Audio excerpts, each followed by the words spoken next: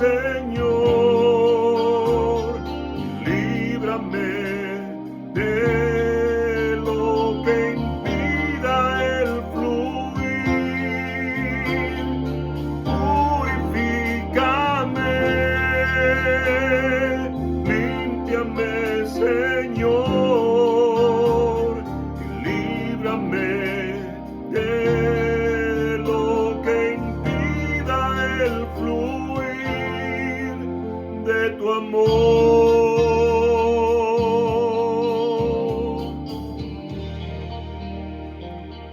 Hola, buenas, ¿cómo están? Espero que bien. Esta tarde, hoy, quiero compartir un tema que creo que es necesario tocarlo. Yo lo he titulado El Maestro Neófito.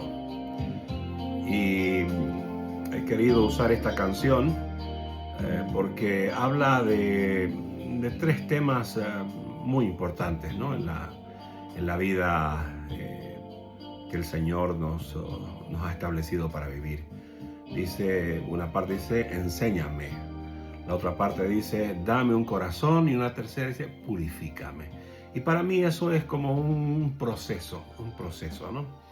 Entonces, te quiero comentar que, pues, para mí es un tema de preocupación la gente, digamos, que enseña sin saber, los maestros neófitos, que dicen, muchos de ellos dicen, es más fácil leer que orar. Entonces ellos prefieren orar y no leen, no estudian, no escudriñan, no investigan, no se meten en la palabra a saber realmente. No, ellos dicen, no es tan importante quién lo escribió, no es tan importante por qué lo escribió, no es tan importante para qué lo escribió.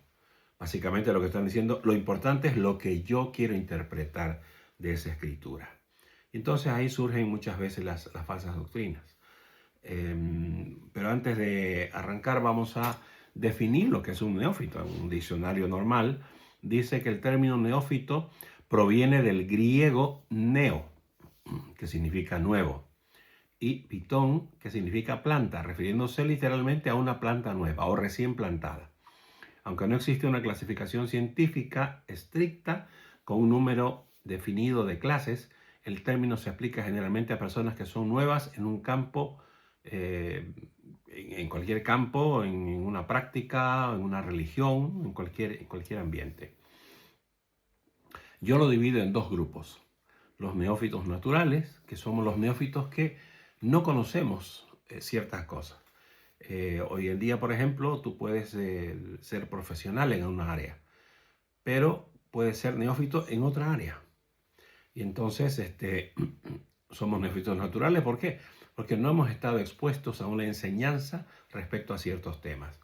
Pero también para mí hay el neófito voluntario, aquel que pudiendo aprender algo, no lo hace, rechaza el conocimiento, ¿no? Como esta gente que te dije anteriormente que dice, no, yo prefiero orar. Y muchos de ellos dicen, por ejemplo, no, el Señor va a poner palabra en mi boca. O sea, ellos ven a Dios como un mago, ¿no? Que ellos van a abrir la boca y el Señor les va a poner palabras que ellos nunca aprendieron, que no conocen, que no saben a qué se refiere. Total, el Señor va a poner palabra. Y sabe Dios quién les pondrá palabra a veces en la boca. Entonces, mira tú, y hace muchos años conocí a un líder que hablaba mucho, ¿no? Decía, yo prefiero, decía, el Instituto Boa. ¿Qué era el Instituto Boa? Era Biblia, oración y ayuno. Y él básicamente estaba en contra de lo que eran las universidades, los seminarios, los institutos, las escuelas de educación bíblica. Él decía, y tomaba, ¿no?, la parte de la Biblia que dice que la letra mata. O sea, como decir que estudiar mucho la Biblia te va a matar. Algo completamente contrario a lo que la palabra y lo que el Mesías nos enseñó. Entonces, porque dice que su palabra nos da vida. Entonces, como algo que da vida, si estudias mucho, te va a matar. Entonces, y bueno, vamos a ir al primer tema que te dije, enséñame. Para enseñar necesitamos ser enseñados primero, ¿no? 1 Timoteo 3:1 dice así, en adelante, palabra fiel. Si alguno anhela obispado, el obispado se refiere a un lugar, digamos, ¿no? de servicio en la iglesia, donde tú vas a tener gente a tu cargo a la cual tienes que guiar y obviamente tienes que enseñarle, ¿no? Tienes que enseñarle.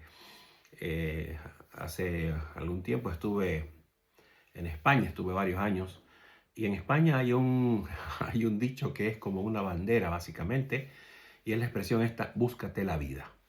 En muchas empresas, muchas compañías, te mandan a hacer cosas, ¿no? Los trabajos, pero no te explican muchas veces cómo lo tienes que hacer. O si te explican algo, no te explican todo. Y entonces, cuando te encuentras ya en el campo para hacer las cosas, entonces dicen los colegas, te dicen, búscate la vida. Y muchos viven en ese sentido, ¿no? En buscarse la vida. Pero la palabra dice que el que anhela obispado, anhela una posición de servicio en una congregación, da aquí lo que tiene que tener, ¿no? Dice, buena obra desea, pero es necesario que el obispo, dice, sea irreprensible, marido de una sola mujer, sobrio, prudente, decoroso, hospedador. Y aquí hay algo importante que dice, apto para enseñar. O sea que no solamente es que tú conozcas cosas, sino que tengas la aptitud para enseñar, que sepas cómo enseñar. Luego continúa el versículo 3, dice, no dado al vino, no pendenciero, no codicioso de ganancias deshonestas, sino amable, apacible, no avaro, que gobierne bien su casa, que tenga a sus hijos en sujeción con toda honestidad. Pues el que no sabe gobernar su propia casa, ¿cómo cuidará de la iglesia de Dios? Y de aquí viene la palabra importante para esta tarde. El versículo 6 dice, no un neófito, o sea, no un ignorante, no un desconocedor de las cosas que él va a comunicar a otros. No sea, dice, que envaneciéndose caiga en la condenación del diablo.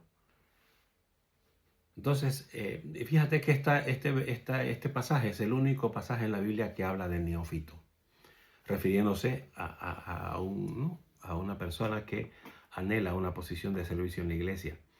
El tema es que, fíjate que lo relaciona con la vanidad.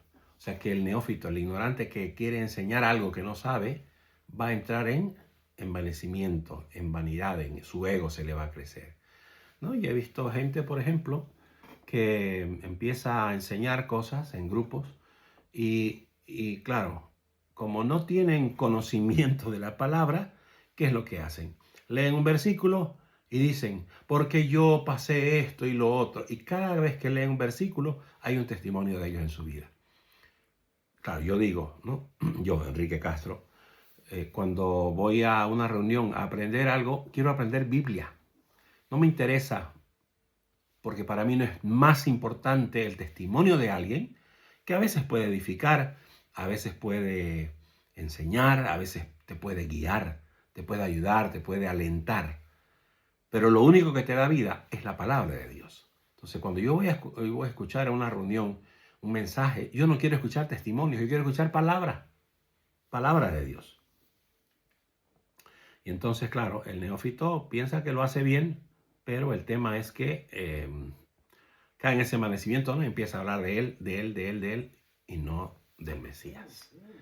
La segunda parte dice, dame un corazón, ¿no? Un corazón que pueda discernir entre lo bueno y lo malo.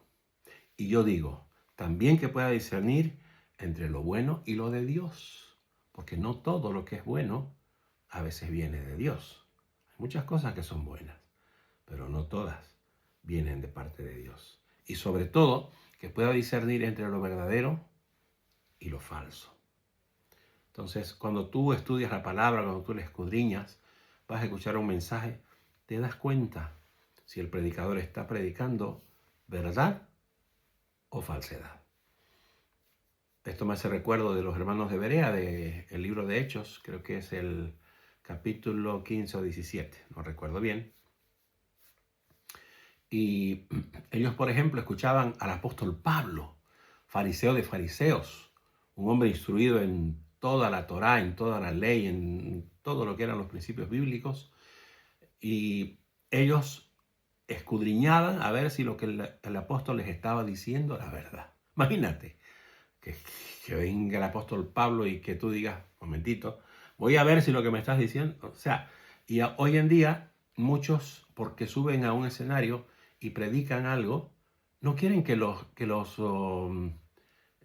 cuestionen, no, ellos son más que Pablo, es más, a veces son hasta más que Yeshua, porque no quieren cuestionamiento. Ellos lo que dicen, eso tiene que ser. He escuchado barbaridades, como decir, por ejemplo, que el rey David, cuando fue a recuperar el Arca de la Alianza, dice que bailó en calzones. En calzones. Se le vieron los calzones. Y claro, han visto seguramente la película con Richard Gere, que él protagoniza, ¿no? A David, al rey David. Y a él hay una escena en que lo hacen salir casi desnudo, ¿no? En ropa interior. Claro, gente que no sabe que él lo que hizo fue vestirse de ropas sacerdotales para ir a recoger el arca. Era tanto el amor que tenía él al Señor que dijo, no puedo ir con vestiduras reales, porque yo seré rey de Israel, pero Él es mi rey. Él es mi Dios. Y entonces él se vistió de ropas sacerdotales. Ropas que obviamente el largo de las vestiduras no eran ni en el tobillo ni en la canilla, sino eran en la rodilla. Y entonces con los bailes que tienen los israelitas, con la genuflexión de la rodilla, claro, se veía un poco más de la rodilla, pero no era que se le vieron los calzones. Para el oriental, si él se deja ver 1 centímetro más arriba del límite de las vestiduras, ya es desnudez. A eso se refería la Biblia. Y bueno, y de esas muchas barbaridades más por ignorar, por ser un neófito, enseñando a gente, bueno, la mayoría de los casos que no tiene conocimiento, y que cuando tú les dices eso, ellos dicen, amén. No saben lo que están aceptando, lo que están aprobando. Y por último, la tercera parte de la canción decía, purifícame. En Salmo 119, versículo 9 en adelante, dice, ¿con qué limpiará el joven su camino? Con guardar tu palabra, responde él mismo. Y no es, digamos, que vas a guardar una palabra que no conoces. Tienes que conocerla para guardarla. Tienes que conocer la palabra para obedecerla. Tienes que entenderla, tienes que razonarla. Continúa el versículo siguiente y dice, con todo mi corazón, dice, con todo mi corazón te he buscado. No me dejes desviarme de tus mandamientos. Otra vez la palabra. En mi corazón he guardado tus dichos, tu palabra, para no pecar contra ti. Bendito tú, oh Yahweh, enséñame tus estatutos, tu palabra. Con mis labios he contado todos los juicios de tu boca, tu palabra. Me he gozado en el camino de tus testimonios, tu palabra. Más que de toda riqueza, en tus mandamientos meditaré, tu palabra. Consideraré tus caminos, tu palabra. Me regocijaré en tus estatutos, tu palabra. No me olvidaré de tus palabras. O sea, la única forma de poder enseñar en una congregación, en un grupo que trata de servir a Dios, que trata de serle fiel, que trata de buscar una enseñanza, de que su corazón cambie. ¿Cómo tu corazón va a cambiar si no tienes palabra dentro? Tu corazón va a cambiar porque el corazón es sinónimo del alma, ¿sí? En varias oportunidades en la palabra habla acerca de eso, ¿no? Y entonces, si tú no tienes palabra dentro tuyo, ¿cómo Dios va a escribir su ley en tu corazón? Él no es mago para decir, a ver, voy a buscar a hasta al otro y les voy a escribir mi ley. Sin que ellos hayan abierto la palabra, sin que ellos se pongan a discernir, a estudiar, a investigar, a inquirir, dice la palabra, en la palabra. Entonces, es importante que tenemos que considerar para poder tener un cargo en la iglesia, para poder tener una posición de enseñanza, de guía, tenemos que conocer la palabra. Es un condicionante. Y entonces Dios nos va a dar un corazón conforme a Él, conforme a su palabra, con sus mandamientos escritos en Él. Y entonces va a empezar nuestro proceso de purificación, que va a durar hasta el último día de vida, para que nosotros, como dice su palabra, seamos santos como Él es santo. Espero que pueda seguir el consejo que la palabra da a cada uno de nosotros, que podamos leerla, estudiarla, memorizarla, pero sobre todo obedecerla.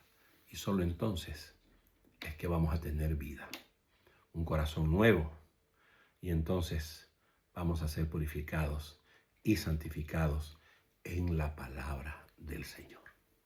Bendecidos.